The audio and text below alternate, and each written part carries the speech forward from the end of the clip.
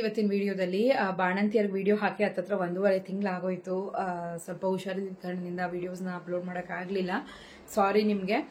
ತುಂಬಾ ಜನ ಕೇಳ್ತಿದ್ರಿ, ಸೊ ಹಂಗಾಗಿ ನಾನು ಬಂದು ಅನಿತಾ ಟಿಪ್ಸ್ ಅಲ್ಲಿ ಹಾಕಿದಂತ ಬಾಣಂತನ ವಿಡಿಯೋಗಳು ಬಂದು ಕಮ್ಯುನಿಟಿ ಪೋಸ್ಟ್ ಅಲ್ಲಿ ಬಂದು ರೆಗ್ಯುಲರ್ ಆಗಿ ಪೋಸ್ಟ್ ಮಾಡ್ತಿದ್ದೆ. ಸರಿ, ಅಟ್ಲೀಸ್ಟ್ ಅದನ್ನಾದ್ರೂ ನೋಡ್ಲಿ, ನಿಮ್ಗೆ ಏನಾದ್ರೂ ಇದ್ರಲ್ಲಿ ವಿಷಯ ಸಿಗತ್ತೆ ಅಂತ.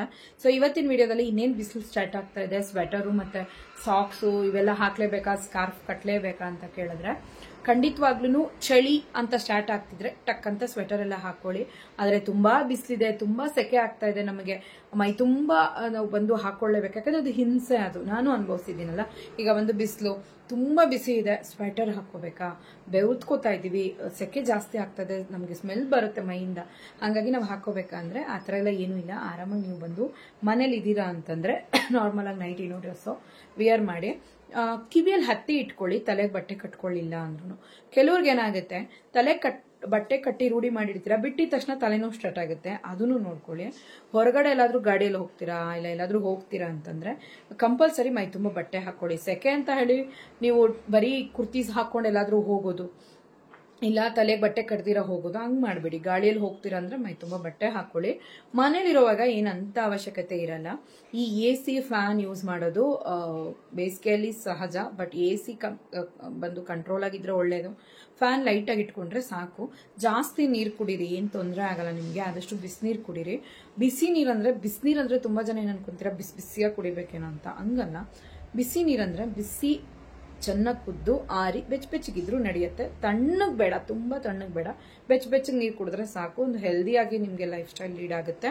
ಅಂಡ್ ನೆಕ್ಸ್ಟ್ ಬಂದು ಬಾಣಂತನದಲ್ಲಿ ಸಾಕ್ಸ್ ಏನಕ್ಕೆ ಹಾಕ್ತಿವಿ, ಕೋಲ್ಡ್ ಆಗಬಾರ್ದು. ಉಗುರುಗಳ ಮಧ್ಯ ಕೂಡ ಕೋಲ್ಡ್ ನುಗ್ಗತ್ತೆ ಅಂತ, ಇದು ನಿಜ. ತಲೆಗೆ ಬಟ್ಟೆ ಬರೀ ಇಲ್ಲಿ ಕಟ್ಟಿದ್ರೆ ಇಲ್ಲಿ ನೋವು ಬರುತ್ತೆ. ನೀವು ಇಲ್ಲಿ ಕಟ್ಟಿದ್ರೆ ನಿಮ್ಗೆ ತಲೆನೋವು ಅನ್ನೋದು ಆಲ್ಮೋಸ್ಟ್ ಕಡಿಮೆ ಆಗ್ಬಿಡುತ್ತೆ. ಯಾಕಂದ್ರೆ ನೀರು, ಗಾಳಿ ಇವೆಲ್ಲನೂ ನಮಗೆ ಶೀತ ಕೊಡುವಂತ ವಿಷಯ. ಸ್ನಾನ ಮಾಡಿದ್ಮೇಲೆ ತಲೆ ಚೆನ್ನಾಗಿ ಆರಿಸ್ಕೋಬೇಕು. ತಲೆನ ಚೆನ್ನಾಗಿ ಆರಿದ್ಮೇಲೆ ಚೆನ್ನಾಗಿ ತಲೆ ಎಲ್ಲ ಬಾಚ್ಬಿಟ್ಟು ಬಟ್ಟೆ ಕಟ್ಟುವಾಗ ಗಾಳಿ ನಮ್ಗೆ ನುಗ್ಗಲ್ಲ. ಈ ವಿಷಯ ಯಾಕೆ ಅಂದ್ರೆ ಪೋಸ್ಟ್ ಪ್ರೆಗ್ನೆನ್ಸಿಯಲ್ಲಿ ತುಂಬಾ ನ್ಯೂಟ್ರಿಯೆಂಟ್ಸು, ತುಂಬಾ ರಕ್ತ ಇದೆಲ್ಲ ನಮ್ಮ ದೇಹದಲ್ಲಿ ಹೋಗಿರತ್ತೆ. ಅವಾಗ ಏನಾಗುತ್ತೆ, ನಮಗೆ ಚಳಿ ಆಗೋದು, ವೀಕ್ನೆಸ್ ಅನ್ನೋದು ಫೀಲ್ ಆಗ್ತೀವಿ, ಸೆನ್ಸಿಟಿವ್ ಆಗ್ತೀವಿ. ನಾವು ಫುಲ್ ಆಗಿ ಸೂಕ್ಷ್ಮತೆಯನ್ನ ನಮ್ಮ ದೇಹ ಬಂದು ಸೆನ್ಸಿಟಿವ್ ಅನ್ನ ಅನುಭವಿಸುತ್ತೆ. ಆ ಟೈಮಲ್ಲಿ ನಾವು ವಾರ್ಮ್ ಆಗಿರುವಾಗ ನಮಗದು ಒಂದ್ ಸ್ವಲ್ಪ ಸಪೋರ್ಟಿವ್ ಆಗಿರುತ್ತೆ. ಗಾಳಿ, ಈ ಚಳಿ, ಈ ಒಂಥರ ಈ ಹಿಂಸೆಯ ಒಂದು ಚಳಿ ನಡುಗೋದು, ಇದನ್ನೆಲ್ಲ ತಡಿಬೇಕು ಅಂದ್ರೆ ವೈಟಮಿನ್ಸ್ ಬೇಕು. ಅದು ಭರ್ತಿ ಆಗಕ್ಕೆ ಹತ್ತತ್ರ 6 ಮಂತ್ ಆಗುತ್ತೆ ನಿಮ್ಗೆ.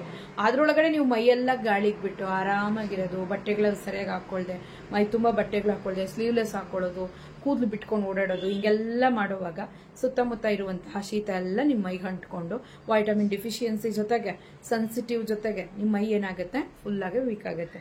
ಅದಕ್ಕೋಸ್ಕರನೇ ಹೇಳೋದು ಬೆಚ್ಚಗಿರ್ಬೇಕು ಅಂತ.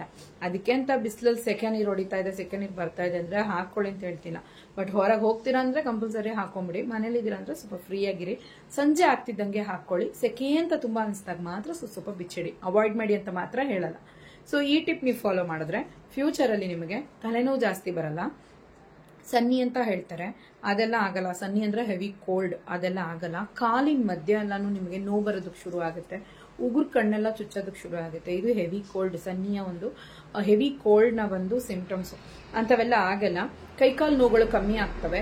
ಅಂಡ್ ನೆಕ್ಸ್ಟ್ ಬಂದು ಆಫ್ಟರ್ ಬೇಬಿ ಗ್ರೋತ್ ಆಗ್ತಾ ನೀವು ಕೂಡ ಚೆನ್ನಾಗಿರ್ತೀರಾ. ಒಂದು ವೇಳೆ ಸರಿಯಾಗಿ ಬಾಣಂತನ ಮಾಡಿಸ್ಕೊಳ್ದೇ ಇರುವಂತಹ ಹೆಣ್ಮಕ್ಳಲ್ಲಿ ತಲೆನೋವು ಕಾಡುತ್ತೆ, ಆಗಾಗ ಹುಷಾರ್ ತಪ್ತೀರಾ, ಕೆಮ್ಮು, ನೆಗಡಿ ಅಂತವು, ಆಗಾಗ ಚಳಿ, ಜ್ವರ, ಬೆನ್ನು ಬಂದು ಚಳಿ ಆಗುವಂಥದ್ದು, ಕೈಕಾಲುಗಳು ನೋವಾಗುವಂಥದ್ದು, ಇದೆಲ್ಲ ಫ್ಯೂಚರ್ ಅಲ್ಲಿ ಆಗುತ್ತೆ.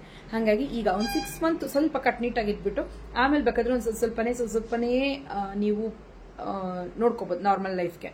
ಒಂದೇ ಸತಿ ಮಾಡ್ಕೊಳ್ಳೋದು, ಒಂದೇ ಸತಿ ಬಿಟ್ಬಿಡೋದು ಮಾಡಬಾರ್ದು. ಸೊ ಬಾಣಂತನ ಅನ್ನೋದು ತುಂಬಾನೇ ಸೂಕ್ಷ್ಮ ವಿಚಾರ. ಇದನ್ನ ಖಂಡಿತವಾಗ್ಲೂ ಕಡ್ಡಾಯವಾಗಿ ಪಾಲನೆ ಮಾಡಿದವ್ರಿಗೆ ಒಳ್ಳೆ ಆರೋಗ್ಯ ಅನ್ನೋದು ಕಂಟಿನ್ಯೂ ಆಗುತ್ತೆ.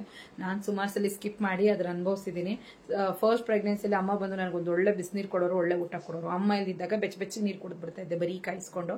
ತಗೊಳ್ಳಿ, ಅವತ್ತು ನೈಟೇ ನನಗೆ ನೆಗಡಿ ಕೆಮ್ಮೆಲ್ಲ ಸ್ಟಾರ್ಟ್ ಆಗ್ಬಿಡೋದು, ಮಗುಗೂ ಹಾಗೆ ಅಂಟ್ಕೊಳ್ಳೋದು. ಮಗುಗ್ ಮೇಲಾದ್ರೆ ನನಗೆ ಮೇಲಾದ್ರೆ ಮಗುಗೆ. ಸೊ 1 ವಾರ ಸಫರು. ಜಸ್ಟ್ ಅದನ್ನ ಮಾಡಿದಂತ ಒಂದು ಚಿಕ್ಕ ವಿಷಯ.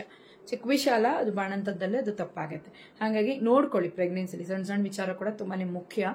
ತುಂಬಾ ಸ್ವೆಟ್ ಆಗ್ತಿದೆ ಅಂತಂದ್ರೆ ಸ್ವಲ್ಪ ಫ್ರೀಯಾಗಿ ಫೀಲ್ ಮಾಡ್ಕೊಳ್ಳಿ. ಈಚೆ ಹೋಗೋವಾಗ ಕಂಪಲ್ಸರಿ ಬಟ್ಟೆಗಳು ಮೈ ತುಂಬಾ ಇರಲಿ. 1 year ವರೆಗೂ ಇದ್ರೆ ಇನ್ನೂ ಒಳ್ಳೇದು. ಇದನ್ನ ಫಾಲೋ ಮಾಡ್ಕೊಳ್ಳಿ. ಓಕೆ, ಟೇಕ್ ಕೇರ್, ಬಾಯ್.